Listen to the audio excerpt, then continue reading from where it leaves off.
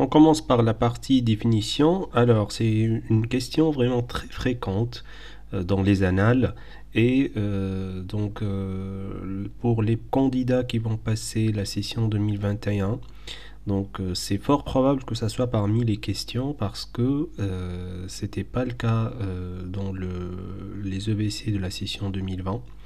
Et donc c'est une question vraiment, si vous aurez une question sur l'hypertension artérielle, ça sera sûrement une question sur la définition de l'HTA.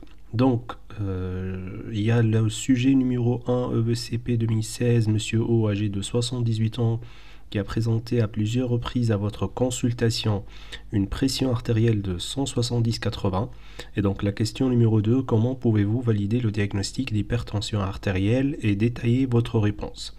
Donc il vous demande de détailler la réponse, c'est pas une question directe ou bien par réponse courte, c'est une question vraiment rédactionnelle.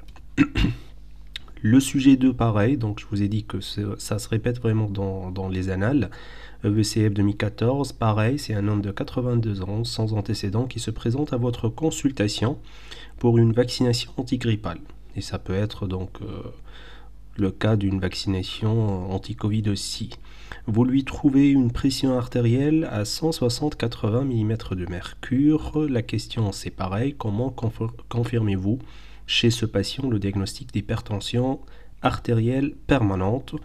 Et la troisième question, c'est question 3 EVCF 2010, la partie A. Donnez la définition de l'hypertension artérielle HTA permanente selon la Haute Autorité de Santé chez l'adulte.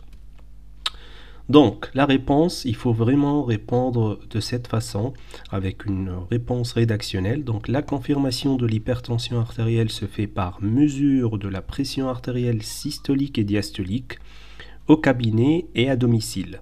À domicile, c'est-à-dire soit par automesure, soit par MAPA. La MAPA, c'est la mesure ambulatoire de la pression artérielle.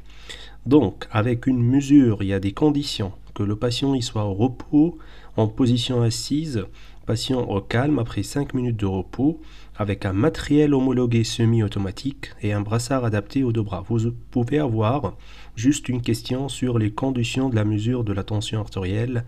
Donc voilà les conditions de la mesure.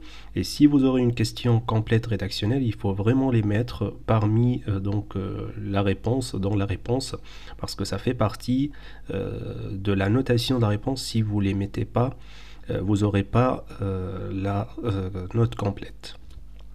Après, donc au cabinet, il faut faire la mesure 2 fois pendant la consultation, à 3 reprises sur 3 mois.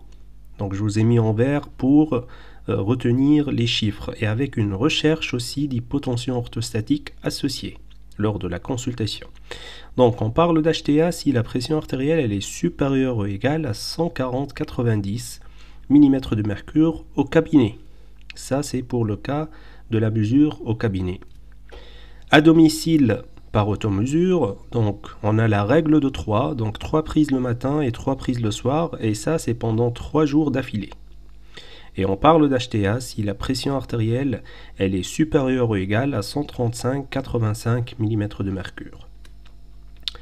Pour la MAPA, la mesure par un matériel automatique portable pendant 24 heures avec une période diurne et nocturne. Donc la période diurne c'est de 6h à 22h et la période nocturne c'est de 22h à 6h du matin. Donc on parle d'HTA si la pression artérielle le matin MAPA diurne elle est supérieure ou égale à 135/85, la MAPA du soir nocturne 120 supérieure ou égale à 120/70 et la MAPA sur 24 heures supérieur ou égal à 130/80. Alors, vous remarquez qu'il y a plein de chiffres, donc c'est pour ça que je vous ai mis un petit moyen mnémotechnique pour retenir tout ça et pour vous aider à retenir donc les chiffres. Donc pour le cabinet HTA au cabinet, donc c'est 140/90, 140 de pression artérielle systolique et 90 de pression artérielle diastolique. Pour l'HTA, donc automesure et aussi la MAPA diurne, c'est le même chiffre, donc 135 pour la systolique et 85 pour la diastolique. Pour la MAPA 24 heures, donc 130 pour la systolique et 80 pour la diastolique. Et pour la MAPA nocturne, donc 120 pour la systolique et 70 pour la diastolique. Donc voilà, C'est un petit tableau qui va vous aider énormément à retenir tous ces chiffres-là. Et juste aussi une petite remarque, comme on a déjà vu lors du cours diabète et syndrome métabolique, donc vous avez le paramètre qui figure parmi les paramètres du syndrome métabolique, c'est l'hypertension artérielle, et elle est supérieure ou égale pour la systolique à 130 et à 85 pour la diastolique. Juste une petite remarque aussi, il faut la mettre aussi comme remarque à la fin de la réponse. Si la pression artérielle elle est supérieure à 180-110, c'est une HTA et on n'a pas besoin de confirmation par mesure à domicile. Et on prescrit le traitement antihypertenseur d'emblée. Et pourquoi tout ça? Parce qu'il s'agit d'une HTA grade 3. Et on va voir les grades de l'HTA dans la prochaine vidéo.